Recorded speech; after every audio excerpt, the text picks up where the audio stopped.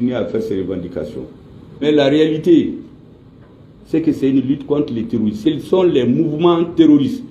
Les autres ne parlent que, ils font des tweets à leur nom. Certains ne sont même pas sur le territoire malien. Ils sont à côté dans un autre pays, ils font des tweets. En disant qu'ils ont pris Ber, ils ont abattu un avion. Mais un avion qui est abattu, mais ça se brûle. Et on voit les épaves. Qui a vu ça? On prend le pilote. Notre avion a fait son opération. C'est au retour qu'il y a eu un vent de sable. Les gens de Gao peuvent témoigner, il y avait un vent de sable. Le pilote s'est éjecté. L'armée l'a récupéré. Qui a vu des débris d'avion? Personne. Mais la communication, on veut gagner sur la communication avec des relais extérieurs. Les sponsors qui ont des gros moyens de communication pour intimider notre peuple. C'est en cela que je voudrais dire aux populations du Nord, ne baissez jamais la garde. Ne vous laissez jamais atteindre au moral. Ne vous laissez jamais dominer par l'impression que le Mali vous a oublié. Le président de la transition, hier en Conseil des ministres, il nous a demandé d'annuler le côté festif de la célébration du 22 septembre pour que les moyens soient mis à la disposition des populations du Nord pour les soutenir. J'ai entendu des gens dire que pour qu'Assimi ne sort pas pour parler aux Maliens, ça c'est de la propagande. Des gens qui viennent nous dire qu'ils sont avec la transition le jour, la nuit ils vont sur les plateaux pour dénigrer nos chefs, pour dire mais pourquoi ils ne sont pas allés à Gao? Ça c'est de l'exhibition. Où certains disent oui, il devait ressembler à George Bush. Mais je crois qu'il s'est trompé. C'était un très mauvais exemple. Ce dont les populations ont besoin, c'est la présence auprès des soldats, du chef d'état-major des armées, qui allait dans le feu pour leur remonter le moral. Ce dont les populations ont besoin, c'est que quand les politiques viennent, ils ne viennent pas les bras ballants. Ils viennent leur parler, ils viennent avec quelque chose. Et c'est ce que le président est en train de préparer. Donc quand quelques agitateurs vont sur les médias, pour dire qu'Assimi devait aller là-bas, faire le Zoro, se montrer à Gao, dans le feu, nous ne faisons pas du spectacle. On cherche à faire les choses durables. Et c'est ce qu'on est en train de faire aujourd'hui. Je voudrais aussi expliquer aux populations du Nord que l'histoire ne doit jamais être oubliée dans ce qu'on fait.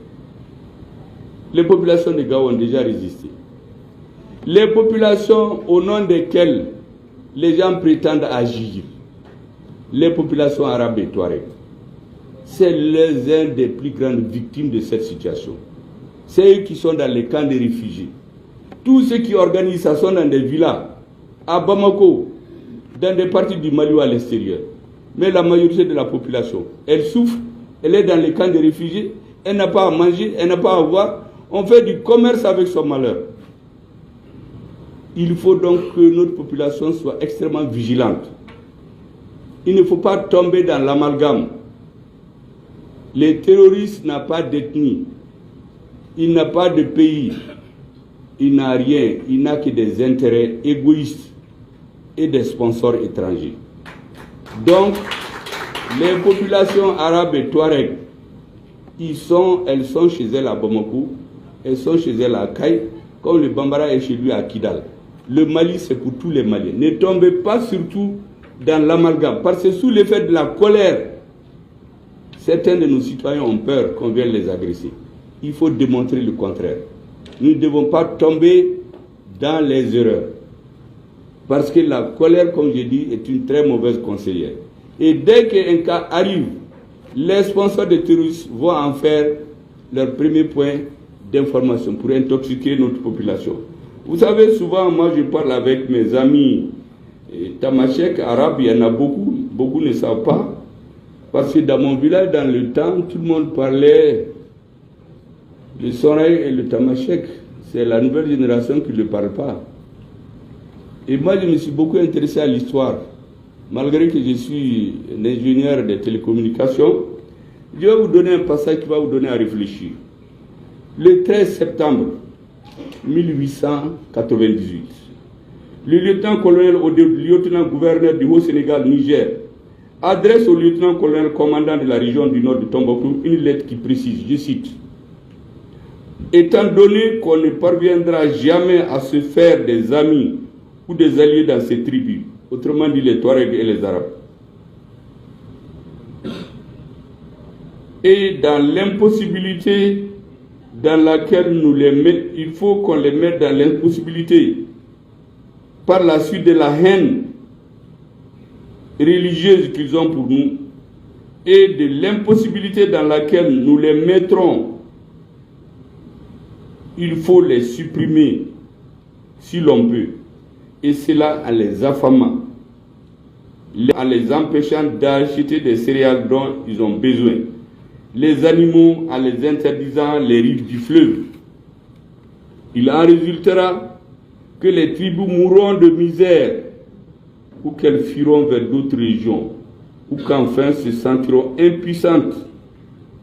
Elles se rendront à la merci, et alors nous pourrons leur imposer un genre de vie qui les empêche de nous nuire.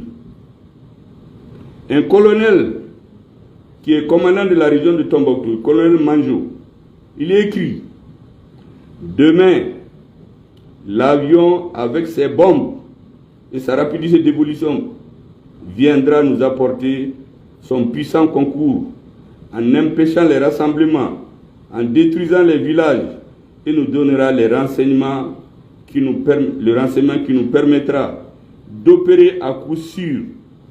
Il sera à coup sûr l'instrument de surprise. C'est les commandants militaires qui écrivent ça les uns aux autres contre les Arabes et les Touaregs. Est-ce que vous savez que pendant cette période, c'est les Songhoi qui ont refusé. Ils n'ont pas fait la guerre. Ils ont caché leurs frères. Ils les ont mis dans leur tente. Ils ont mélangé leurs animaux. Certains ont été pris à cause de ça. On a coupé les têtes et on a montré les têtes au village. Moi j'ai un grand-père, on lui a coupé la tête, sa tête a été montrée au marché. D'autres ont été déportés en Guinée, d'autres à l'île de Gorée. Ils sont morts. Ils sont revenus, d'autres sont morts enterrés ici à Bamako. Certains sont au village. Voilà ces messieurs qui viennent nous dire aujourd'hui que les Touaregs et les Arabes, c'est leurs amis contre les autres Maliens. Ça, c'est de l'histoire.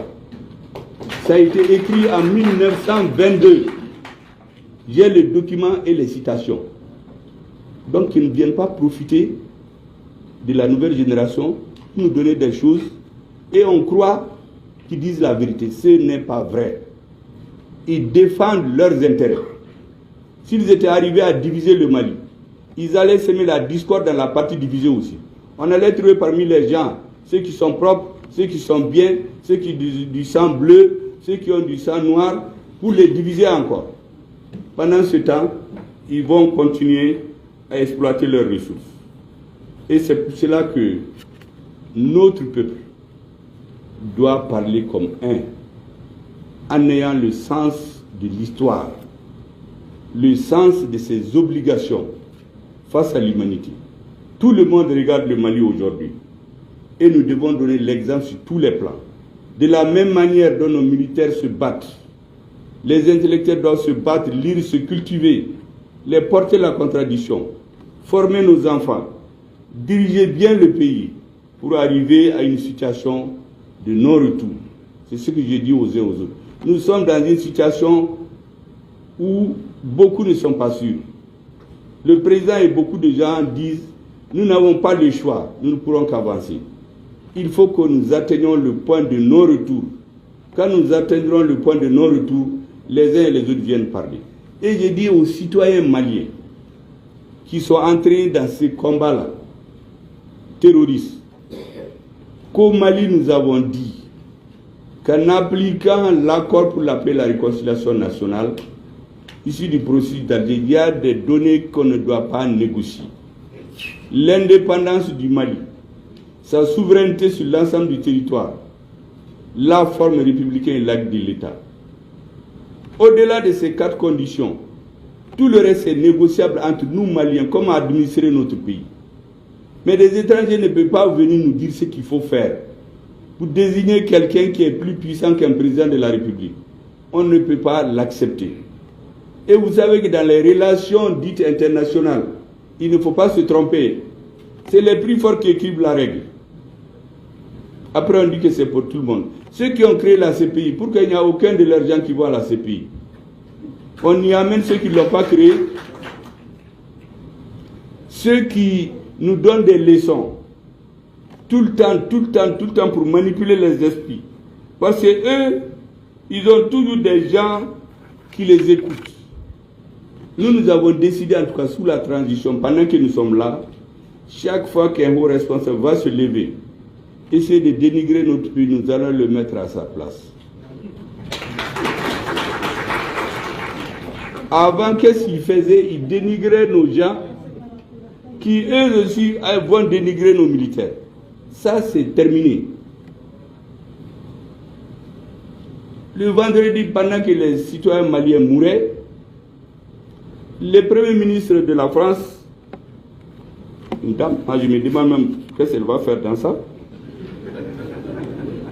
Parce que la femme donne la vie, elle est allée à l'Institut des études stratégiques avancées de la défense nationale de la France pour dire en substance, je répète juste ce qu'elle a dit, qu'en réalité, c'est parce qu'ils ont quitté qu'il y a ces attentats, qu'il y a autant de morts au Mali, que le Mali est en train de perdre la guerre.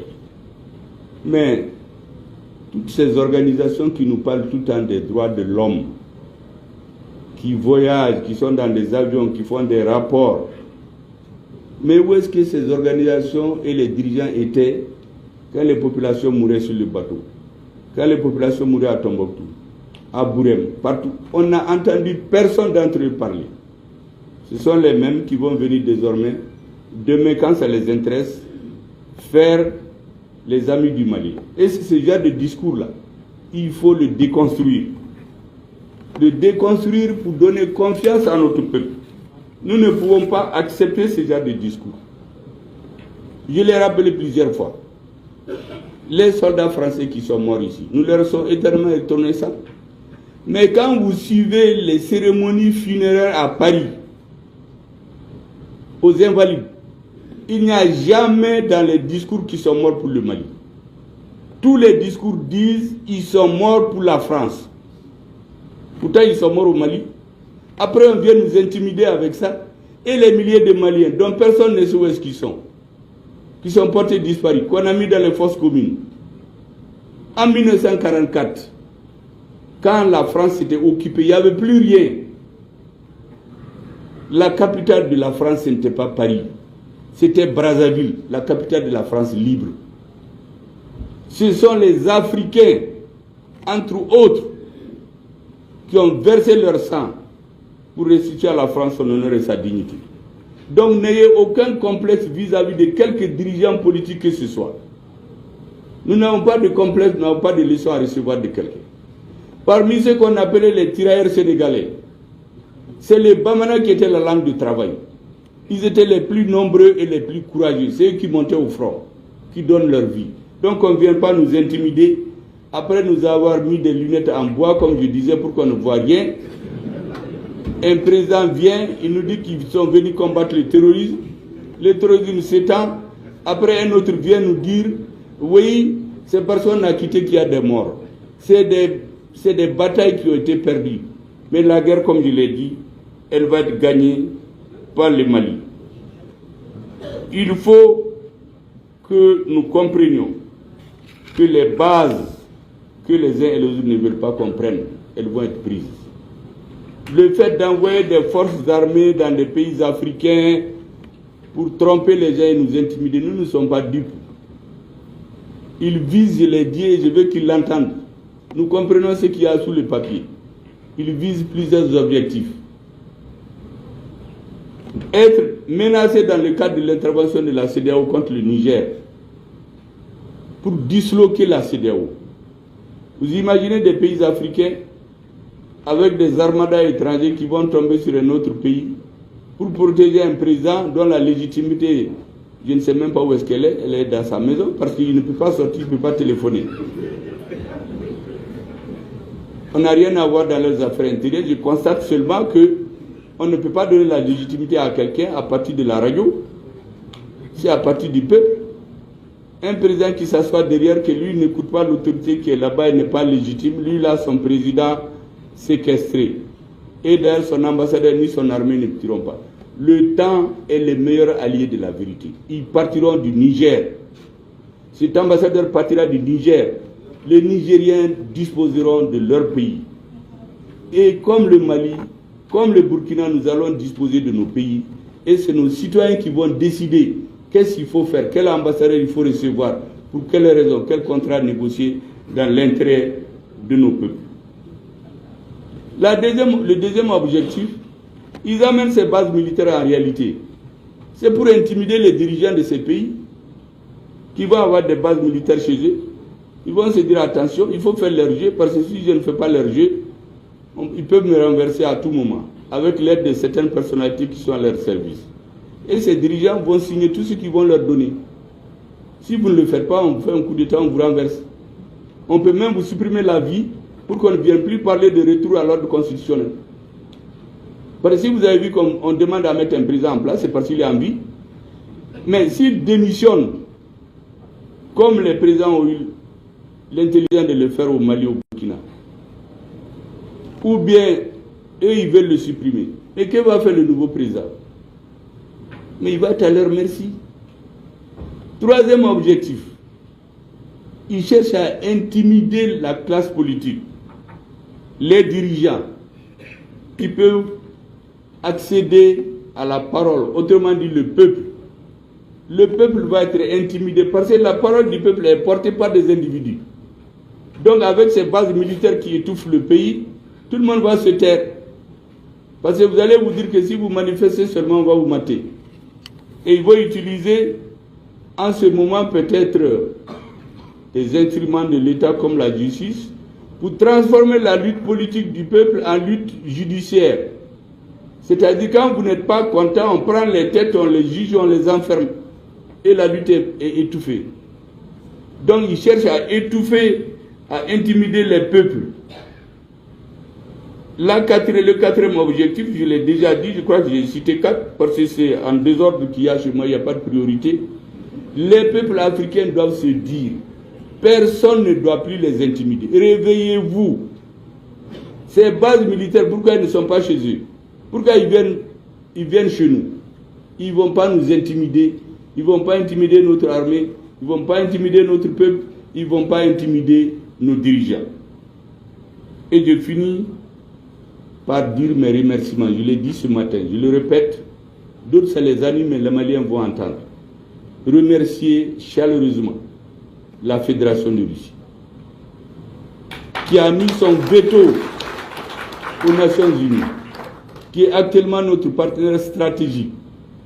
Ce veto a permis de mettre fin au régime des sanctions.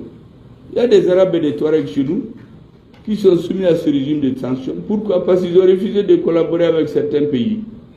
Ce régime est parti en l'air maintenant. Alhamdulillah Rabbil Alamin.